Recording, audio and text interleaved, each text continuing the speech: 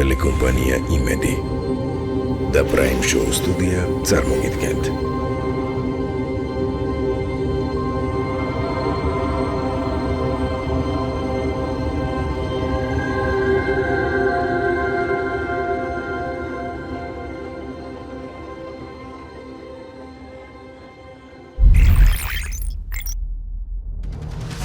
მოგესალმებით. დღევანდელ ჩემს გადაცემაში მე სტუმრად მოვედი საქართველოს პრემიერ-მინისტრთან ბატონ ირაკლი ყობახიძესთან და ეს ფორმატი სწორედ ამ შენობაში ჩაიწერება, სადაც ცოტა ხანში მე ბატონ ირაკლის პირადად შევხვდები. ბატონო ირაკლი, სალამი.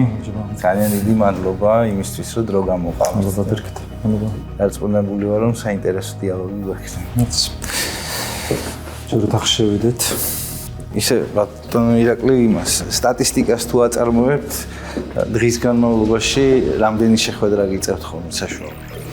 გააჩნია არის ხოლმე, რა ვიცი, ზოგჯერ არის 10-12 შეხვედრა ერთ დღეში, შეიძლება მეტიც იყოს. საშუალოდ შეხვედრა ალბათ 1-5-6 უწევს თაში. უფრო მეტი თქვენ ოთახშია თუ შეხვედრების ოთახში ხოლმე? გააჩნია უფრო მეტი მაინც ალბათ შეხვედრების ოთახში. შეგვიძლია თქვენი ოთახი ვთვალოთ. უნებით.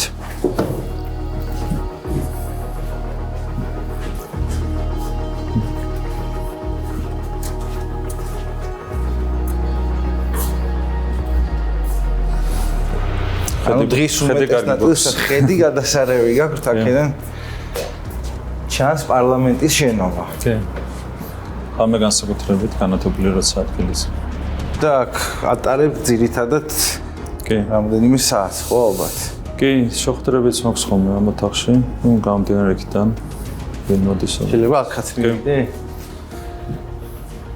ძირითადად სხვადასხვა საჩუქარია.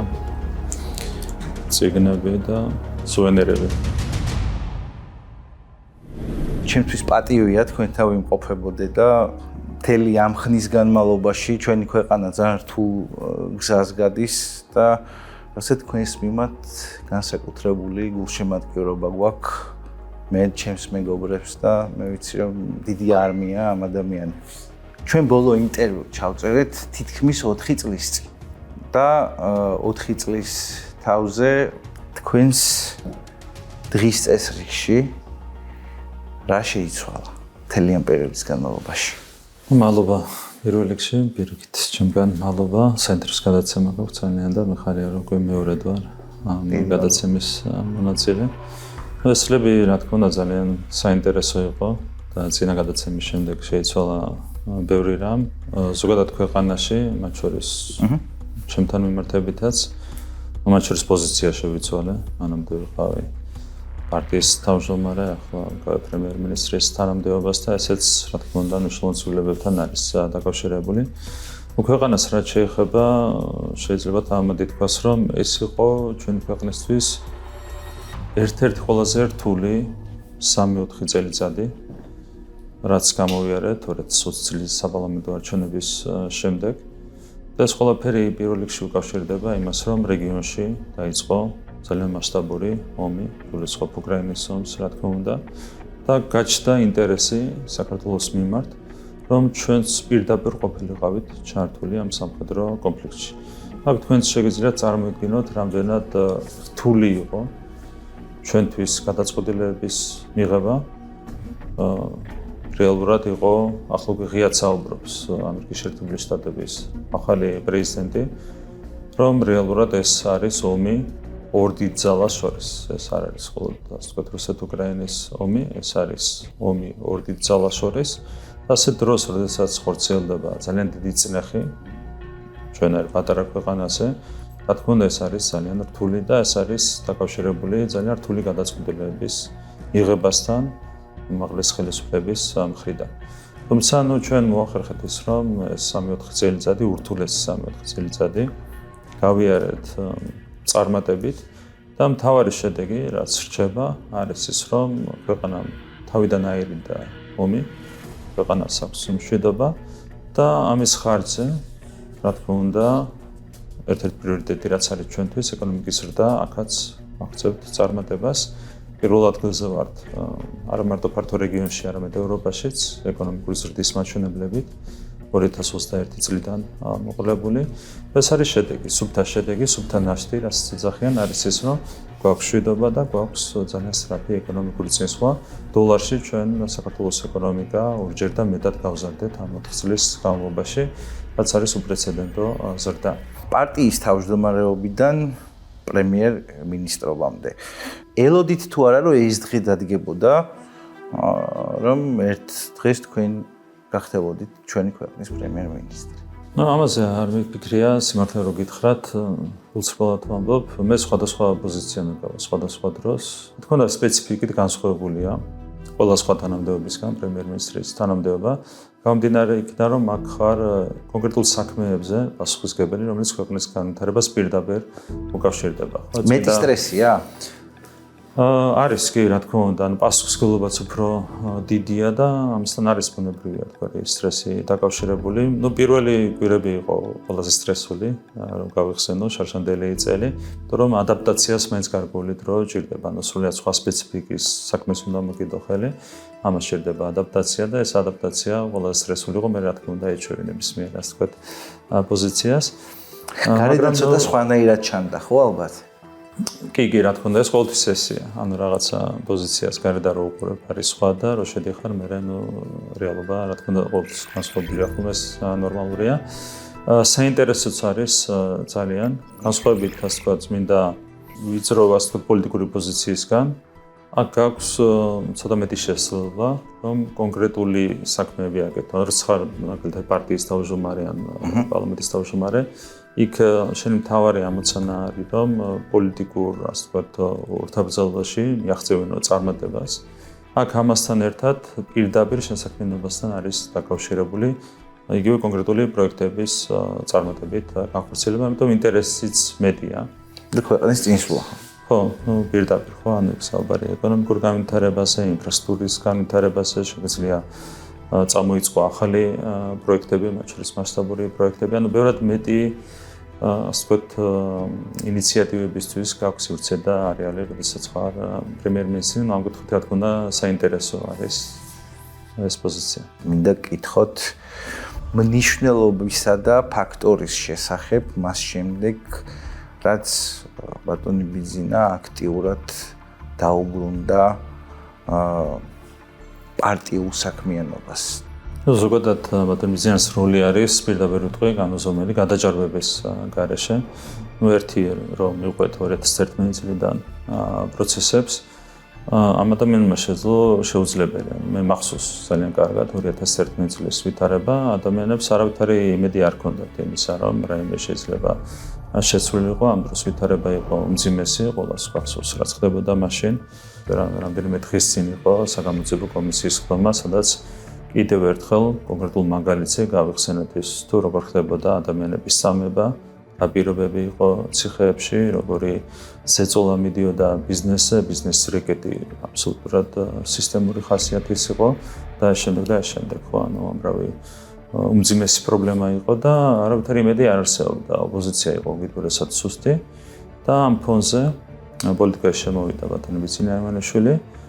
იქაც ბევრი პესიმისტურად იყო განწყობილი, საერთო სურათიდან გამომდინარე, თუმცა მან თავისი, ასე ვთქვათ, ტაქტიკური ნაბიჯებით და რამდენჯერმე მაქვს თქვა მე კიდევ ვთქვი, რომ რაღაც ჭადრაკისებური გათვლა შეუძლია მას თავისი ნაბიჯების, სვლების და მხოლოდ ასე იყო შესაძლებელი 2012 წელს ცვლილებების განხორციელება.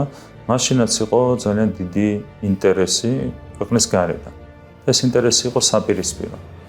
ანუ ინტერესი იყო სწორედ იქით მიმართული, რომ ცვლილებები არ მომხდარიყო, თუმცა ამის გათვალისწინებითაც იმოქმედა ბატონმა ბიძინა ივანიშვილმა და ყველაფერი ისე დაალაგა, რომ საბოლოო ჯამში შეუძლებელი გახდა მათ შორის გარე ძალებისთვის არჩევნების შედეგების გაპროტესტება და ქართული სისტემის გამარჯვების გაპროტესტება. შემდეგი წლებიც იყო ძალიან რთული, იყო კოალიცია აბსოლუტურად ეკლექტური და იქაც 4 წელი ისე გაიარა ქვეყანამ და მათ შორის ჩვენმა გუნდმა, რომ ეს გამოწვევები წარსულს დარჩა და 2016 წელს შეიცვალა მოცემულობა, ანუ კოალიციურობიდან ჩვენ გადავედით უკვე ქართული ოცნების, ასე ვთქვათ, ერთპარტიულ უმრავლესობაზე, რამაც სტაბილიზაციისთვის, ვითარების სტაბილიზაციისთვის შექმნა ძალიან კარგი პირობები. შემდეგ იყო ასევე 2020 წელი, საკმაოდ რთული პერიოდი, შემდეგ 4-წლიანი 16 წლების პერიოდი. ყოველ ჯერზე, რა თქმა უნდა, ბატონი მიწინაშვილი იყო თავარი ფაქტორი, რომელიც სტაბილურობას განაპირობებდა და განვითარებას განაპირობებდა ჩვენს ქვეყანაში. ახლაც ძალიან მნიშვნელოვან მომენტში მიიღო ბატონო მიწინაშვილმა გადაწყვეტილება აქტიურ პოლიტიკაში დაბრუნების თაობაზე. ეს იყო 1 წლით ადრე, ბოლო საპარლამენტო არჩევნებამდე და რა თქმა უნდა, ამ მოვლენამ მისმა დაბრუნებამ შეასრულა განსაკუთრებული როლი ჩვენს ქვეყანაში სტაბილურობის შენარჩუნებაში და იმედიც გააჩინა. რა თქმა უნდა, კი, ანუ ჩვენ გქონდა მანამდე ცრთული 3 წელიწადი და რა თქმა უნდა, მან ჩაუყარა საფუძველი ყველა იმას, ვთქვათ, მიმართულებას, რომელმაც შეგვაძლებინა ჩვენ იმ 3 წლის განმავლობაშიც სირთულეების დაძლევა და 2024 წელი იყო ამ ყველაფრის კულმინაცია. მისი დაბრუნება ყოველთვის ნიშნავდა და ნიშნავს, რა თქმა უნდა, გუნდის თვისებრივ გაძლიერებას, ფუნდამენტურ გაძლიერებას და დღეს თუ ჩვენ ვინარჩუნებთ მშვიდობას, სტაბილურობას, ქვეყნის ეკონომიკა ვითარდება თანმიმდევრულად, ეს არის ყოველთვის მისი დამსახურება პირველ რიგში. და მომავალშიც რა თქმა უნდა, ბიზნეს ფაქტორი განაპირობებს ქვეყნის სტაბილურ სიახლოვეს და განვითარებას. ასეთ კითხვა მაქვს. პრემიერის დღის რუტინა როგორია? სტანდარტულად დღის განმავლობაში უშუალო სამუშაო პროცესს ეთმობა ხოლმე მინიმუმ 12-13 ხან 14 საათი. არის სხვადასხვა ტიპის, ასე ვთქვათ, სხვადასხვა შინაარსის დღეები. ძალიან ბევრია. აი დილა როგორ იწყება მაგალითად? დილას გააჩნია არის ხოლმე შეხვედრებით იწყება ხოლმე ხშირად შეხვედრები სხვადასხვა ტიპის არის. შეიძლება დილა დაეთმოს რაღაცა პოლიტიკური საკითხების დაგეგმას. ანუ მანამდე უფრო მეტად ვახერხებდი ხოლმე სამუშაოს მიღმა, საკუთრების თავისუფლებას. ხო, მე ცოტა გამიჭირდა. მაგალითად მანამდე ვარჯიშსაც უთმობდი დროს. დღეს? ახლა განვახერხე სხვადასხვა ერთი კვირა და მოვახერხე 2 კვირა, უბრალოდ მოვახერხე რამდენჯერმე 4-ჯერ 5-ჯერ. რაც კი დარბაზში მისვლა, მანამდე ეს 1 წელი ძალიან გამიჭირდა, მანამდე ვარჯიშობდი. შემდეგ შარშანდელი თებერვლიდან გამიჭირდა და ახლა მოვახერხე 1 წლის თავზე. ამ რეჟიმის აღდგენა მნიშვნელოვანია ძალიან იმისთვის, რომ ენერგიაზე იყო და ეს ყველაფერი რა თქმა უნდა პროდუქტიულობაზეც აისახება, როდესაც ხარმეთ ენერგიაზე, რა თქმა უნდა საბოლოო ჯამში საქმეც უკეთესად გამოდის. მე სადღაც არ ვიცი ინტერნეტ სივრცეში ნანახი მაქვს ასევე კადრები, რომ ფეხბურთის თამაშიც გიყვართ. კი, მე ცოტა მოხდა შემაწუხად ადრე. ახლა სხვადასხვა კალათბურთს თამაშობთ ხოლმე. მართლა? პერიოდულად ვახერხებთ ხოლმე 2 კვირაში ერთხელ სადღაც საშუალოდ. მაგრამ დარბაზი არის ის, რაც მინდა რომ რეგულარულად გავაგრძელოთ, რომ ახლა ენერგიისთვის ძალიან მნიშვნელოვანი. ბატონო ირაკლი, სპორტი ვახსენეთ და ისე მოხდა, რომ თქვენი პრემიერობის დროს ამ ჯერ ძალიან ხანმოკლევა და ხო 1 წელი და რამოდენიმე თვე არის სულ რაღაც, მაგრამ ამ ხნის განმავლობაში ძალიან ბევრი სპორტული მიღწევა მოხდა ჩვენი სპორტსმენების მიერ, ხო? ამ საკითხში რამდენად ხართ ჩართული ზოგადად და ამ რაკურსით რო შეხედოთ, რაზეა დამოკიდებული სპორტსმენების წარმატება? ჩართულობას რაც შეეხება, პრინციპში ემოციურად ვარ ჩართული, შემიძლია გითხრათ, რომ იგივე ფეხბურთი რო ავიღოთ, კალათბურთი, რაგბი 90-იანი წლებიდან პრაქტიკულად თამაში არ გამომიტოვებია თუ ქვეყანაში ვიყავი, ან სხვა მიზეზი არ იყო. სულ დავდიოდი თამაშებზე უხურვალეების პირველი პროფესია თან ამას განსაკუთრებულად ხელს სპორტული ჟურნალისტიც ვიყავი. მათ შორის პირველ რიგში ეს ჩემი პირველი სამსახურიც ავირჩიე სწორედ სპორტის მიმართ. განსაკუთრებული სიყვარულის გამო და მოკეთ გულშემატკივრობ მთელი ეს წლებია ერთგულად 30 წელიწადზე მეტია ჩვენს ნაკრებებს, ჩვენს გუნდებს, ჩვენს სპორტსმენებს და დღეს მადლობა ღმერთს გვაქვს განსაკუთრებული ეტაპი ჩვენი სპორტის განვითარების კუთხით და გვაქვს უპრეცედენტო წარმატებები, ხო, ჩვენ კამპანიურადაც ვსაუბრობდით იმაზე, რომ 30 წლის თავზე სხვადასხვა მიმართულებით მივახციეთ ყველაზე მაღალ შედეგს, ხო, რაც ფეხბურთში ევროპაზე გასვლა, გავრცელებული გავიდა მსოფლიოზე და 16 გუნდს შორის მოხდნენ, რაც წარმოადგენელი წარმატება, ხალხბურთელები გავიდნენ ევროპაზე, წყალბურთელები მსოფლიოზე, ევროპაზე, რაგბიშიც 6 გუნდების დამარცხება იყო წარმოუდგენელი, 90-იანებში ცოტა უფრო გვიან და ახლა უკვე 2 გუნდთან მივახციეთ ასეთ წარმატებას. სპორტი ვითარდება, რაც ძალიან მნიშვნელოვანია. ერთი რომ ჩვენ პატარა ქვეყანა ვართ და ჩვენ სხვა მიმართულებით დიდი ბრძოლების მოგება, რა თქმა უნდა, გაგვიჭირდება და სპორტი არის ის, სადაც პატარა ქვეყანა შეუძლია მიაღწიოს ძალიან დიდ წარმატებებს და რითაც განსაკუთრებულად შეუძლია იამაყოს მთელი მსოფლიოს მასშტაბით. ამიტომ ვფიქრობ, რომ სპორტს განსაკუთრებული ყურადღება უნდა დაეთმოს და გარდა ამისა სპორტი ნიშნავს, რა თქმა უნდა, ერის ჯანმრთელობას, ახალგაზრდების ჯანმრთელობას, სწორ ცხოვრების წესს და ამ კუთხითაც, რა თქმა უნდა, სპორტი იმსახურებს განსაკუთრებულ ყურადღებას. და ჩვენ ვცდილობთ მაქსიმალურად ვცდილობთ დავაფასოთ ყველა ის მიღწევა, რაც აქვს ქართულ სპორტს, ჩვენს სპორტსმენებს, ჩვენს გუნდებს და მეორე რასაც ვაკეთებთ, სპორტული ინფრასტრუქტურის განვითარებაში გვინდა მსხვილი ინვესტიციის ჩადება.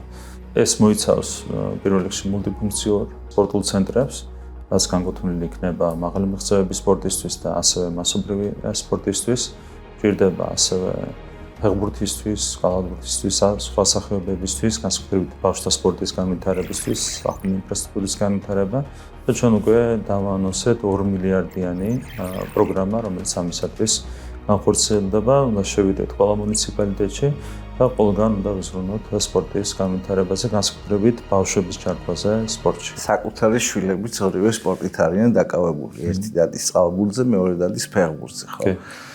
როგორც მამას თუ გიფიქრიათ იმაზე, ან თუ გიოცნებიათ, რომ რომელიმე მაინც აირჩიოს პროფესიული სპორტის კარიერა და პროფესიონალი სპორტსმენი გამოვიდეს. მე ძალიან გამეხარდება ეს თუ ასე მოხდება.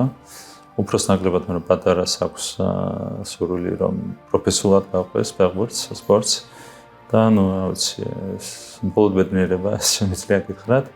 მე თვითონ მქონდა ასეთი ბავშვობაში ყველა რაღაცაზე ოცნებობთ სხვადასხვა მიმართულებით და ჩემი ერთ-ერთი ოცნება იყო ეს რომ პროფესიულ სპორტს გავყოლოდი, თუმცა ნურთული ფეხბურთი ყველაზე მეტად, თუმცა ნუ რა ვიცი, დავდიოდი და იქაც თუმცა ნურთული პერიოდი იყო და მალევე მომიწია მე გერმანიაში წავედი და მალევე სამწუხაროდ ჩამოშორდი ასე თქვა აქტიურ სპორტულ დატვირთვას, მაგრამ ეს ოცნება მქონდა ბავშვობაში. რამდენად იცლით შვილებისთვის, რამდენად გაქვთ ფუფუნება დროის გამოყოფის.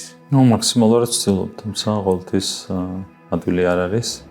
ნუ ასე ვაკომპენსირებთ ხოლმე, როცა ვერ ვახერხებთ რა სხვა ვითარებაში, ასე ვთქვათ, დროის გატარებას ბავშვებთან ერთად, მოგვიან სამსახურში ან სტადიონზე ერთად ან სადმე ვართ ხოლმე, რაც არის კომპენსირების ერთგვარი საშუალება. თუმცა რთულია, რა თქმა უნდა, შეთავსება, მაგრამ ნომერ პირველი პრიორიტეტი ჩემთვის პირდაპირ შემიძლია თქვა, რომ ეს არის. ანუ თუ მაქვს შანსი, რომ თავისუფალი დრო გამოვნახო, პირველი პრიორიტეტი არის ბავშვებთან ურთიერთობა.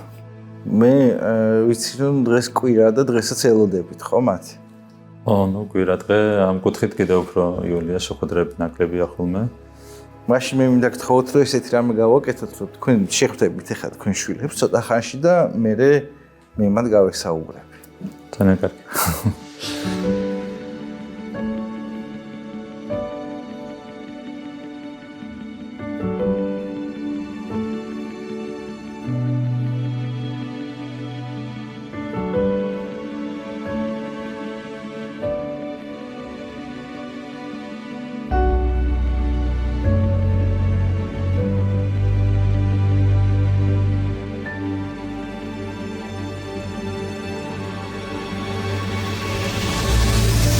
სალამი გეგა და ნიკო. აბა როგორ ხართ? კარგი. ჯერ მითხარით აქ რა სიხშირით მოდიხართ ხოლმე მამასთან? საკმაოდ ხშირად მოდი, როცა გვეძლევა შანსი, როცა ჩვენს თავისუფლება გვაქვს და მამაცაც არ აქვს ისეთი დადართული გრაფიკი და დღე ვცდილობთ რომ მოვიდეთ, იმიტომ რომ სახლში წასვლას მოწყენას გვეჩვენია აქ მოვიდეთ და ვისაც ვიცნობ ბიჭებთან და მამასთან ვიყოთ, მეტი რო გავატარო. მამა როგორია, აბა დამიხასიათე რამდენიმე სიტყვით. სრუნველი. შრომის უყვარე. საკეთილი. აი მზრუნველობა რაში გამოიხატება მაგალითად მომიყარე? ანუ იმის მიუხედავად რომ დრო არ აქვს, მაინც ცდილობს რომ მაინც მაქსიმალურად ჩვენთან იყოს და სად გიყვარს ხოლმე ყველაზე მეტად მამასთან ერთად ყოფნა? ალბათ ზღვაზე. ზღვაზე ხო? მე კი ვიცი ხარ რა პასუხსაც გამცემთ, მაგრამ ყველაზე ხშირად რაზე საუბრობთ ხოლმე ამასთან? სხვადასხვა რაღაცებზე სპორტზე ხშირად აი, საუბრობთ. მე ვიცოდი მაგას რომ ეტყავდი. საერთოდ ყველაფერს ვეხებთ, მაგრამ უმეტესად სპორტზე და პოლიტიკაზე. პოლიტიკაზეო. ოკეი.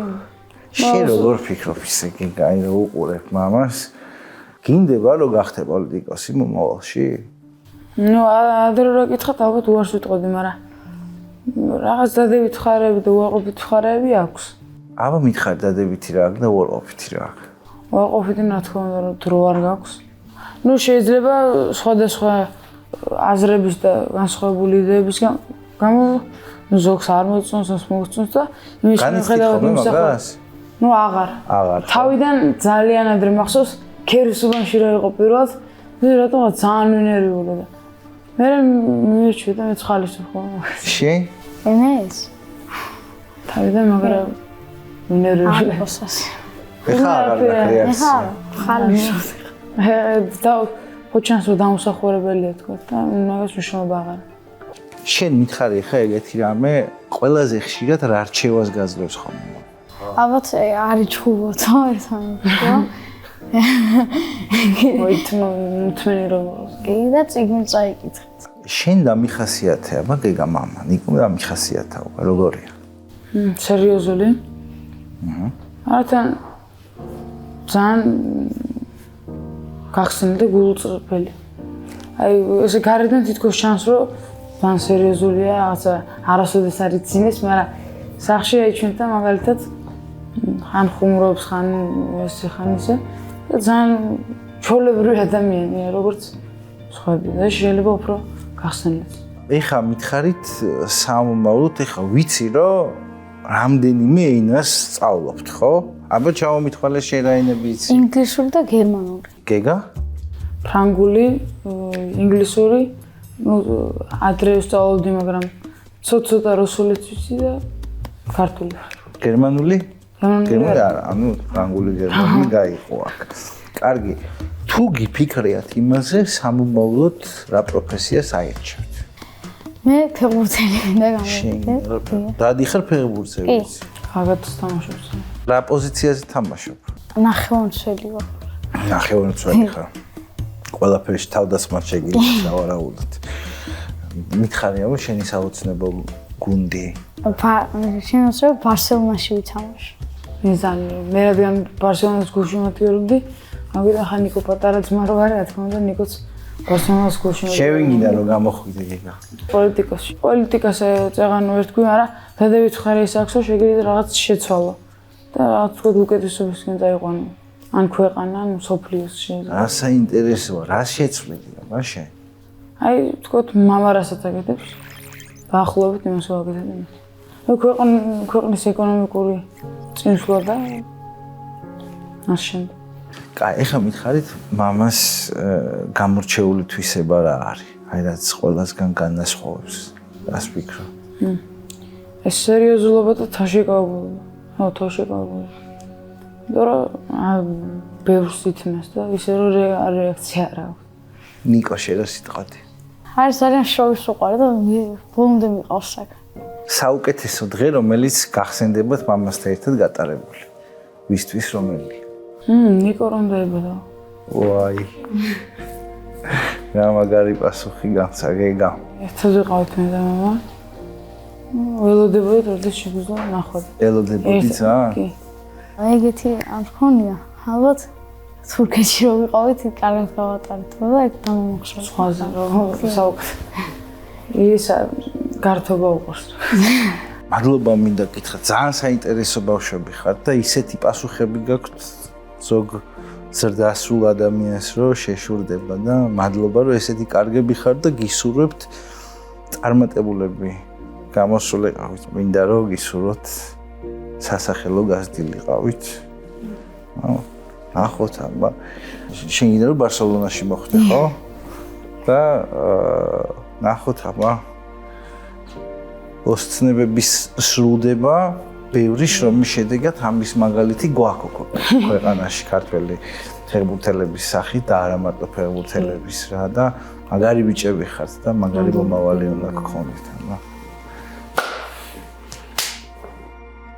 გეგა დადის გიტარაზე ხვიჩა მაღლაკელიდესთან. ესე იგი მე სრულიად შემთხვევით აღმოაჩინე მას შემდეგ რაც ერთ-ერთ ჩვენს ფორმატში პრაიმ შოუში იყვნენ სტუმრად მოსვლები. გიხარიათ თუ არა რომ აი სურვილი გაუჩნდა პრაქტიკულად ამ შემთხვევაში გენეტიკური ხომ ამისგან. კი, რა თქმა უნდა ძალიან უყვარს ხვიჩა და დამატებით სტიმული ამისთვის და ნიჯერიასაც უნდა ითქვას, ანუ მსმენა აქვს ძალიან კარგი და ნებისმიერი ფორტეპიანოზეც უკრავს გიტარასთან ერთად და ნებისმიერი მელოდიის სიმღერის აწყობა შეუძლია იქვე, ანუ ყოველგვარი ასე ვთქვათ სირთულის გარეშე და ეს რა ვიცი ნიჭი მაქსიმალურად უნდა გამოიხელოს. თავი არის ზარმაცოს. ჩვენ წინა ჩაწერაზე ვისაუბრეთ თქვენს მუსიკალურ გემოვნებაზე. მუსიკალური კომპოზიცია თუ შეგიძლიათ გაიხსენოთ იმ რეპერტუარიდან, რომელიც თქვენთვის ახლოა, რომელიც ყველაზე მეტად თქვენ შეგესაბამებათ. თუ თართული კითხვა. არ ვიცი, მე ვინც მახსენდება მუსიკოსებიდან, სადაც ჩემ ხასიათთან თითქოს ახლოს არის მე მგონი სტინგი. სტინგი? ხო, სტინგი მახსენდება პირველ რიგში, ვინც რაღაცა ხასიათით შეიძლება ახლოს. სტინგი საკმაოდ მელოდიურია და ხო, ესეთია რაღაცა, ცოტა რომანტიზმიც დევს მის ბილი შემოქმედებაში. ხო, სტინგი მიყვარდა სხვადასხვა ძალიან. მიყვარდა რა ეხაც მიყვარს, მაგრამ ბავშვობიდანაც რაღაცა. მინდა დაუბრუნდეთ ქვეყანაში მიმდინარე მოვლენებს და არაერთხელ მიფიქრია, რომ აი რა გახდა მიზეზი ამხელა წნეხის და მე ჩემი ვარაუდები მაქვს და მინდა რომ გაგიზიაროთ და მე რა თქმა უნდა მოვისმენ სინამდვილე რაში გამოიხატება. ხა მე ვერავინვერას ვერ დამარწმუნებდა იმაში, რომ იქ სადაც ირაკლი ყობახიძეა ქვეყნის პრემიერი, იქ რაიმე არა პროდასავლური შეიძლება და ყოფილიყო განზრახვებში, ხო შინა განზრახვებში, დამოკიდებულებაში, მსოფლმხედველობაში, იმიტომ რომ მე მახსოვს თქვენ როგორ ყვებოდით იგივე გადაცემაში ამ ფორმატში წლების წინ თქვენს დამოკიდებულებაზე იმ წლებთან დაკავშირებით, რომელიც გერმანიაში გაატარეთ, ხო? ანუ შეუძლებელია სხვანაირად იფიქრო ადამიანმა. თუმცა რა თქმა უნდა ჩნდებიან ძალები, რომლებიც ან ჩემი აზრით თუნდაც რომ ბუფერულ ზონად გაქციონ და ვიღაცაებმა ხელი მოითფონ. რა ვიცი, იარაღზე იქნება თუ რაზე იქნება მაშინ, როდესაც რა ქვია, ქვეყანაში ომი მიდის, იქ ძალიან ბევრი რესურსი იხსნება არაკეთილსინდისიერი ძალებისთვის, ხო, ადამიანებისთვის. ეხლა ყველას ერთად ვერ დაადანაშაულებ მაგაში, ხო? და მეორე, აი, რა მინდა რომ გითხრათ. იყო ერთ-ერთი მომენტი რამოდენიმე თვის წინ, როდესაც თუ არ ვწდები არაკონსტრუქციულ დამოკიდებულებას ჩვენი ქვეყნის მიმართ, მთავრობის მიმართ, ძალიან ხისტი პასუხი გაეცით. თუ არ ვწდები ეს იყო გერმანიის კანცლერთან მიმართებაში და აი შინაგანად მე გამიჩნდა როგორი განცდა, იცით რომ რა მაგარია რომ ეს მომენტი ქვეყანაში დადგა ჩემს ქვეყანაში რა, იმიტომ რომ მე მახსოვს 90-იანები, მაშინ როცა თითქმის ყველა თითისქნევით გველაპარაკებოდა. მაშინ, როდესაც თუ ევროპელმა რაღაცა თქვა, ეს იმას ნიშნავს, რომ არც უნდა გაანალიზო პირდაპირ, აი თვალდახუჭული ეს ყველაფერი შეასრულა. დღეს ჩვენს ქვეყანას თითქოს უკვე გაუჩნდა ყველანაირი რესურსი, რომ თქვას, რომ მე ესე ვფიქრობ, ჩემ ინტერესებში ეს არის და წამოიწია წინა პლანზე ისეთი ღირებულება, როგორიც არის იდენტობა. ამ ღირებულებას, ამ სიტყვას თქვენ არაერთგზის ახსენებთ ბოლო დროის განმავლობაში. არის თუ არა ეს მიზეზი? ნუ პირველ რიგში მინდა გავიხსენო ეს პროცესები, რომლებიც 80-იან წლებში გამოვიარეთ, ხო? მაშინაც რეალურად ქართული ხალხი ებრძოდა თავისი იდენტობისთვის, დამოუკიდებლობისთვის, სუვერენიტეტისთვის და ამ წლებშიც იგივე ბრძოლას გავდივართ ამ ბოლო წლებში. მაშინ ქართულმა ხალხმა აჩვენა ის, რომ მისთვის თავარი ღირებულება არის მისი ეროვნული იდენტობის დაცვა და ქვეყნის დამოუკიდებლობა, ხო? იყო ძალიან რთული ბრძოლა და საბოლოო ჯამში ქვეყანა მიაღწია დამოუკიდებლობას, თუმცა როგორც მე რაპოსტა ამბობდა, თავისუფლების შენარჩუნებისთვის ბრძოლა არის მუდმივი პროცესი და დღესაც ვართ რა თქმა უნდა ამ პროცესში. ნუ მეტ-უმეტეს ვართ ძალიან მცირე ქვეყანა, პატარა ქვეყანა, მცირე მოსახლეობით. ასე დროს გამოწვევები არის უფრო მეტი ბუნებრივია. შესაბამისად დღესაც გვიწევთ ბრძოლა იგივესთვის, ხო, ჩვენი დამოუკიდებლობის დასამტკიცებლად, სუვერენიტეტის დასამტკიცებლად, შესანარჩუნებლად, განსამტკიცებლად. ეს არის ის ბრძოლა, რაც წარიმართება. ვინც ეს ასე არ გააკეთა, ძალიან მძიმე პრობლემების წინაშე დადგა. ყველაზე უსამართლო ბრალდება რა მოგისმენიათ. თუნდაც ეს შინაგანად რაც ყველაზე აი ესეთი უსამართლობის შეგრძნების ყველაზე დიდი გამომწვევი იყო თქვენში. თქვენი მისამართით რაც მოგისმენიათ. ხო, რა ვიცი, მუდმივად ვრცელდება ხოლმე, უფრო ეს არის არა ბრალდებები, არამედ რაღაცა ცრუ ინფორმაცია, რომელსაც ავრცელებენ ხოლმე. რა ვიცი, სხვადასხვა არის მათ შორის რაღაც მარტივი საკითხები, რომ თითქოს ჩემი ასე ვთქვათ, მე ვიყიდე ბიუჯეტის ხარჯზე $500,000 მანქანა, ნამდვილად ეს მანქანა იყო ბევრად უფრო ადრე ნაყიდი, ვიდრე მე დავიკავებდი მთავრობის ხელმძღვანელის თანამდებობას. ნუ ასეთი რაღაცები მუდმივად ხდება ხოლმე. ერთხელ მოვიდა ჟურნალისტი და ამ საათთან დაკავშირებით ამისვა კითხვა, რომ საიდან გაქვს მილიონიანი საათიო და შემდეგ ვაჩვენე საათი და აღმოჩნდა, რომ სულაც არ არის მილიონიანი და ღირს ახლობით 1000 ლარამდე. ნუ ასეთი რაღაცები ხშირად ხდება. ნუ დანარჩენი ხა რაც არის ეს უბრალოდ ბრალდებები, რომ თითქოს ჩვენ რაღაც კურსიდან გადავხვიეთ და ასე შემდეგ. ამას უკვე მიჩვეული ვართ, ხო? ანუ ამაზე ლაპარაკობს ჩვენ პოლიტიკურ გუნდთან დაკავშირებით ოპოზიცია 2011 წლიდან, ჯერ პარტიაც არ იყო შექმნილი, როცა დაიწყეს ამაზე საუბარი, არის უამრავი უსამართლო ბრალდება, ბუნებრივია და არის ზოგადად უსამართლო მიდგომა, ხო? ანუ იმდენად ჩემზე არ არის საუბარი პირადად, ხედავთ მაგალითად იმ გადაწყვეტილებებს, რომლებსაც იღებენ კონკრეტული სახელმწიფოები ან ევროპარლამენტის რეზოლუციები და შემდეგ, ხო, ამაზე ხშირად გვისაუბრია. რა თქმა უნდა, ძალიან დიდია უსამართლობა, თუმცა, როდესაც პოლიტიკაში ხარ, ამას ემოციურ დონეზე ეჩვევი. სხვა რამე არა, ამას პრაგმატულად, რა თქმა უნდა, დაუპირისპირდე, მაგრამ ემოციურ დონეზე რეალურად ეჩვევი ამ ყველაფერს და, ბრას ნაკლებად იწევს ხოლმე. და კიდევ ერთხელ ბრაზის კონტროლი არის მთავარი, ასე ვთქვათ, ხელოვნება, რასაც უნდა ფლობდეს. მე ვფიქრობ, პოლიტიკოსი და აქაც მე ვფიქრობ, ბრაზი ასეთ შემთხვევებშიც არის საკმაოდ ულათქილო. ადამიანურად ხ მიმდინარე მოვლენებთან დაკავშირებით, ერთის მხრივ ადამიანურად რა სამწუხაროა ნებისმიერ შემთხვევას, როდესაც უყურებ, როცა ადამიანს აპატიმრებენ. ძალიან ასევე ადამიანურად ძალიან სამწუხაროა, როდესაც ხედავ, რომ შენი კოლეგა განუჩელოთ იმისა იცნობ, მას თუ არ იცნობ, რომ ის შეიძლება გისოსებს მიღმა იმყოფებოდეს, მეორეს მხრივ, რა თქმა უნდა, არც ერთი ქვეყნის სამართალდამცავი ორგანო არ გააბედინებს არავის ძალადობას, ხელის დარტყმას და ასე შემდეგ და სხვა საკითხია კიდე ის, რომ მე პიროვნულად ვიცნობ იმ ბიჭებს, რომლებიც თავის მოვალეობას ქვეყნის წინაშე პირნათლად ასრულებენ, იგივე არ ვიცი ხა რაც იგულისხმებოდა აჭარაშიც, იგივე თბილისშიც, იგივე მთელი ქვეყნის მასშტაბით და პირიქით რომ არა ალბათ ძალოვნების ასეთი ალბათ პროფესიული, მაღალ პროფესიული მიდგომა შედეგი შეიძლება და სულ სხვა დამდგარიყო. კი, აჩხება ზოგადად ამ პროცესებს, რაც გამოვიარეთ, როცა დაიწყო ეს ძალადობრივი შტურმი.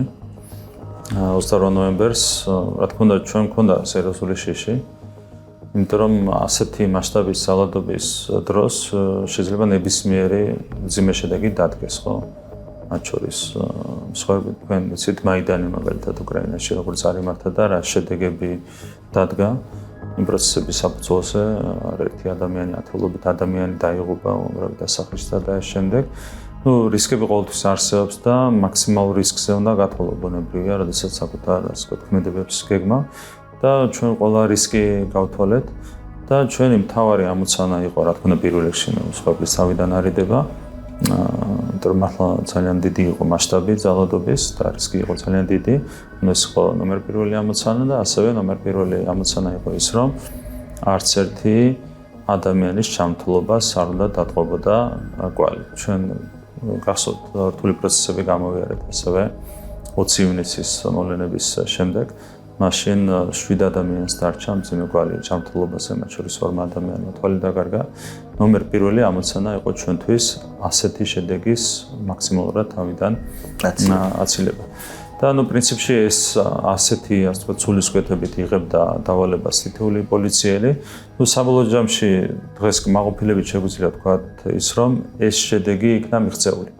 რომ არათუ მსხვერპლი არც ერთი ადამიანის ჩამთვლობას არ დაატყო რაიმე კვალი იმ მოვლენება, რომლებიც წარიმართა. იყო რამდენიმე ძალიან მძიმე უსიამოვნო ინციდენტი, რა თქმა უნდა, რაც ასევე უნდა გავიხსენოთ, მათ შორის ერთ-ერთი იყო ჟურნალისტის მიმართ, ერთ-ერთი იყო რიგითი მონაწილის მიმართ, პროტესტის რიგითი მონაწილის მიმართ. რა თქმა უნდა, ძალიან რთულია ასეთი, ასე ვთქვათ, ინციდენტების თავიდან აცილება, თეორიულად რაც ხო არის. და ადამიანურად ძალიან განვიცდით ყველა მაგას. კი, რა თქმა უნდა, ათასობით ადამიანი როც არის ჩართული, რაღაცა პროტესტის წინააღმდეგ ქმედებებში, იქ შეიძლება ვიღაცასნაირად მოუმტყუნოს და შემდეგ ასეთი რამ არ არის, რა თქმა უნდა, გამორიცხული პოლიციელიც ჩვეულებრივი ადამიანია, მასაც აქვს ემოციები და მოხდა ორი ასეთი მძიმე ინციდენტი პირველ დღეს, მეორე დღეს. ნებისმიერი ასე ვთქვათ უარყოფითი მოვლენიდანაც უნდა მიიღო მაქსიმალური სარგებელი და ეს დაგვეხმარა ჩვენ იმაში, რომ კონკრეტულ ინციდენტებზე დაყრდნობით კიდევ უფრო კაფიოდ მიგვეცა ასე ვთქვათ ინსტრუქციები პოლიციელებისთვის რა არ უნდა მომხდარიყო და საბოლოო ჯამში ამან იმოქმედა და მესამე, მეოთხე, მეხუთე დღე მიუხედავად იმისა, რომ საფრთხებოდა აგრესია და ასე ვთქვათ ძალადობა, ამ დღეებში უკვე ასეთი ინციდენტები აღარ გამეორებულა. ეს არის ბუნებრივია სახელმწიფოს პასუხისმგებლობა. ყოველთვის იდეალურად არ გამოდის, მაგრამ ინციდენტები ხდება ხოლმე, მაგრამ თავარი ამოცანა რაც იყო ჩვენთვის, მინიმალური ამოცანა რომ არც მსხვერპლი არ ყოფილიყო და არც ასე ვთქვათ რაიმე მძიმე კვალი არ დატყობოდა, ზოგადად გრძელვადიანი კვალი არ დატყობოდა მის ჩართულობას, ეს ამოცანა შესრულდა. ამისთვის მადლობა ეკუთვნის თითოეულ პოლიციას და მადლობა ეკუთვნის რა თქმა უნდა ხელმძღვანელობას, თითოეულ ხელმძღვანელ თანამდებობის პირს. ადამიანები იგივე თქვენს გარშემო, რომლებიც ელოდებიან ხანდახან სად წაუწდება ფეხი და სად დაუშვებს შეცდომას, ხო? ალბათ ქონიათ ეს შეგრძნება, ალბათ უკვე შემდგომ იმ ადამიანებისგან, რომლებიც დღეს თქვენ გარშემო აღარ არიან, რა. ხო, იყო წარსულში ასეთი რთული მომენტები, კიდევ ახლა გავიხსენებ პირველ რიგში 2016 წლის მოწვევის პარლამენტს. კი, რთული პროცესები იყო ძალიან, გარეთაც გამოდიოდა ეს ყველაფერი და ეს ადამიანურადაც ძალიან რთულია, ხო? ანუ ბევრად უფრო მარტივია დაუპირისპირდე გარედან შეტევას, გარედან თავდასხმას, როდესაც გუნდის შიგნიდან მოდის თავდასხმა, ეს არა მარტო ასე პრაქტიკული კუთხით, ემოციურადაც ბევრად უფრო რთულია და ეს რთული პროცესები გამოვიარეთ, თუმცა დღეს ერთ-ერთი მთავარი, ასე ვთქვათ, საფუძველი იმისა, რომ ჩვენ წარმატებული ვართ, როგორც გუნდი, არის ის, რომ ეს ყველაფერი წარსულში მოვიდოვეთ და დღეს გუნდი არის ერთიანი და ძლიერი როგორც არის. კიდეა სადაისახება იმაში, რომ აღდგა კომუნიკაცია პრემიერსა და ინსტიტუტებს გულისხმობს, პრეზიდენტის ინსტიტუტს შორის, რა, იმიტომ რომ ბოლო დროს ძალიან ხშირად ჩნდებით სხვადასხვა ღონისძიებებზე პრეზიდენტთან ერთად, ამასთან დაკავშირებით რა შეგიძლიათ რა თქმა უნდა. ეს არის რა თქმა უნდა ძალიან მნიშვნელოვანი. მე რამდენჯერმე თქვი და ახლა შემიძლია გავიმეორო, რომ 20 წელი ჩვენ არ გვეღირსა ღირსეული პრეზიდენტი. და ახლა არის სრულიად განსხვავებული ვითარება, ჩვენ გვყავს ღირსეული პრეზიდენტი, ჩვენს ქვეყანას ყავს ღირსეული პრეზიდენტი და რა თქმა უნდა სახელმწიფოსთვის არის მნიშვნელოვანი ის, რომ პრეზიდენტის ინსტიტუტი ფუნქციონირებდეს სწორად, კონსტიტუციის შესაბამისად, პრინციპების შესაბამისად და იყოს ჯანსაღი ურთიერთობები პრეზიდენტსა და სხვა სახელმწიფო ორგანოებს შორის და დღეს მალობა მაინც გვაქვს ასეთი ვითარება და დარწმუნებული ვარ, რომ ყველაფერი ასევე გაგრძელდება. ვინ არის თქვენი საუკეთესო მრჩეველი?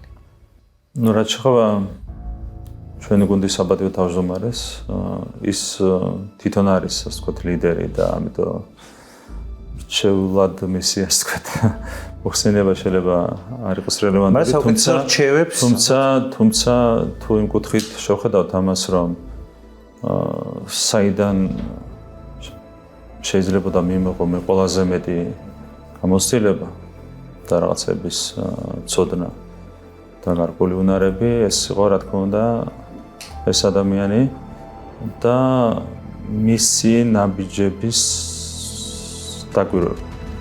ძალიან დიდ ცოდნას იღებ, როდესაც საკვირდები იმას თუ როგორ მოქმედებს ეს ადამიანი, როგორ იღებს გადაწყვეტილებებს, როგორ მსჯელობს სხვადასხვა საკითხთან დაკავშირებით, ურთულეს საკითხებთან დაკავშირებით, ანუ ვინც სწორად აკვირდება მის, ასე ვთქვათ, საქმიანობას, მას შეუძლია რომ ძალიან დიდი გამოცდილება და ცოდნა მიიღოს სხვადასხვა თემასთან დაკავშირებით. ამიტომ მიუხედავად იმისა, რომ ის პირველ რიგში არის გუნდის ლიდერი, ყველასთვის არის მრჩეველიც, იმიტომ რომ მხოლოდ მისი დაკვირვებაც, მისი საქმიანობის დაკვირვებაც არის საკმარისი იმისათვის, რომ შენ ძალიან დიდი ცოდნა შეიძინო. გარდა ამისა, ძალიან მნიშვნელოვანი ოჯახიდან რჩევებიც ბუნებრივია. მაქვს ასევე იმის ფუფუნება, რომ ოჯახის წევრი იყო ჩემი უშუალოდ ჩართული პოლიტიკაში და რა თქმა უნდა მისი მოსმენა არის ძალიან საინტერესო. და ნუ ზოგადად ადამიანისთვის მრჩეველი არის ყველა ის ადამიანი, ვისთან ერთადაც აკეთებს საერთო საქმეს. და ამ კუთხით გუნდის თითოეული წევრი არის პირად ჩემთვის და თითოეული ჩვენგანისთვის მრჩეველი. მსჯელობაში იბადება ყოველთვის, ასე ვთქვათ, ჭეშმარიტება და ერთმანეთის მრჩევლები ვართ ჩვენ, ასე შეიძლება ითქვას. გუნდში, სამთავრობო გუნდში იგივე ჩვენ გვყავს განსაკუთრებული პროფესიონალიზმით გამორჩეული ადამიანები. მაგალითად ლევან დავითაშვილი, რომელიც არის ეკონომიკის საუკეთესო ექსპერტი ჩვენს ქვეყანაში, არა მარტო საუკეთესო ხელმძღვანელი თავისი სფეროსი, არამედ არის ერთ-ერთი საუკეთესო ექსპერტი ამ დარგის ჩვენს ქვეყანაში და რა თქმა უნდა, როდესაც ასეთი ადამიანი არის გუნდში, რჩევები არ აკლია გუნდის არც ერთ წევრს და ეს შემდეგ, ანუ სხვადასხვა გუნდის წევრზე შეიძლება იგივეს თქმა ძალიან ხმაურად არ შევიდე მაგალითებში. ბატონ ირაკლი, მშობლების შესახებ ჩვენ წინა გადაცემაში ვისაუბრეთ ქალბატონ თამარზე და ბატონ გიორგიზე და ერთ ასეთ კითხვას დაგისვათ განსაკუთრებული დაძაბულობის დროს. რამდენად გრძნობდით რომ ისინი თქვენზე ნერვიულობენ? ალბათ კი ცდილობენ ხოლმე არ შეიმჩნიონ, მაგრამ ბუნებრივია, აბსოლუტურად ბუნებრივია, რომ როდესაც რაღაცა რთული ვითარება ქვეყანაში პოლიტიკურად, რა თქმა უნდა, შეუძლებელია, რომ არ ენერგულო მშობელმა მეტუმეტეს. მიუხედავად იმისა, რომ ცდილობენ არ შეიმჩნიონ, ალბათ ასე ყოველ შემთხვევაში. გურმანი ხართ? კი, სხვათა შორის და გამოწვევაა ჩემთვის, იმიტომ რომ თან მუდმივად ვცდილობ, რომ აკონტროლო საკუთარი, ასე ვთქვათ, ფიზიკური მდგომარეობა, აწონა, ისე კი და რა გიყვარდა საკუთრებულად? რა ვიცი, ბევრი ქართული სამზარეულო, რა ვიცი, ბევრი ვერსია ესეთი. არიან გამორჩეული. თვითონ გააჩნია როგორ არის გაკეთებული, ხო, სიტყვა ხაჯაბური თუ არის კარგი გაკეთებული. არა, თავად თუ აკეთებთ. მე სხვათა შორის გერმანიაში როცა ვცხოვრობდი, მაშინ ვისწავლე რაღაცეები. და სხვათა შორის თუდად არ გამომდიოდა, სხვების შეფასებითაც. ეხლა ნაკლებად რა თქმა უნდა, თუმცა მოგეთ ეს გამოცდილება მაქვს 3 წელი რაღაცეებს შემით ვაკეთებდი. შვილებს თავად რჩევას რასაც აძლევთ არის წიგნების კითხვა, თავად ბოლოს რა წაიკითხეთ და საყვარელი მწერალი ვინ გყავთ, ეგეც საინტერესოა. მილან კუნდერა სხვათა შორის ეს არის ბოლო წიგნი რაც საკითხული მაქვს. უბრალოდ ეს არის ბოლოს წინა წიგნი. და ბოლოს ავიკითხე თემურ ბაბლუანის არაჩვეულებრივი რომანი, რომელიც ძალიან ამერიკაში მიფრინავდი, სამწუხაროდ ისე ვერ ვახერხებ წაკითხვას, გონდერას თვითმფრინავში ავიკითხე და თემურ ბაბლუანის რომანიც და ისე ჩამithრია, რომ ანუ უკანა გზაზე დაახლოებით 1 საათში მქონდა დამთავრებული, ანუ ერთი გზა და უკანა გზის 1 საათი მიიღო იმისათვის, რომ საკმაოდ მოცულობითი რომანი წამიკითხა, ძალიან ყველა სურჩევ ამ რომანის საკითხი, უნიჭერესი ადამიანია თემურ ბაბლუანი რეჟისორი. და ანუ წიგნიც აქვს არაჩვეულებრივი ძალიან საინტერესო. საყვარელი მწერალი ვინ არის? ბევრი ასეთი, მაგრამ ემოციურად და ყველაზე მეტად ახლოს მახსენდება არის სელინჯერი, ასე თქვა ესეთ ასაკში. კი, სელინჯერი, ცნობილი თამაშის ხანაში, ემოციურად ყველაზე მეტად ეს ნაწარმოები და ეს სერიალი მახსენდება. ერთი ესეთი კითხვა მაქვს კიდე. თქვენ ახსენეთ წინა ინტერვიუში, რომ არ გიყვართ ხმამაღლა სიცილი საჯაროდ. ვცდილობ თავში. უხერხულობა ოფიციოზის დროს, რომელიც რაღაც კომიკურიც იყო და გახსოვთ. ბოლოს ჩვენმა ფეხბურთელებმა ჩაგვაგდეს ცოტა ხერხულ მდგომარეობაში. სტუმრად ვიყავით ერევანში და ცოტა ზედმეტი ანგარიშით მოვიდეთ. მაინც მე უხერხულობას ქმნის ბუნებაში. ეს შეხვედრა თამაშამდე იყო თუ თამაშის მერე ფაშინიან? აუხრე შეხვედრა თამაშამდე ქონდა, ანუ მე ერთად ვესწრებოდი თამაშს და მართლა გარკვეული უხერხულობა თან ახლოს ამ ყველაფერს, როცა სტუმრად ხარ და სამითრული ცოტა ესეთი ანგარიში იყო. წლების მერე მას შემდეგ რაც ხო დადგება მომენტი რომ აქტიურ პოლიტიკაში აღარ იქნებით, ხო შეიძლება 10 წლეულების შემდეგ როგორ გინდათ რომ გაიხსენონ პერიოდი ადამიანებმა მაშინ როცა თქვენ პრემიერი იყავით? რა თქმა უნდა, ძალიან მნიშვნელოვანია ნებისმიერი ადამიანის რომელიც პოლიტიკაში არის ჩართული, რომ მისმა საქმიანობამ კონკრეტული კვალი დაატყოს ქვეყნის განვითარებას.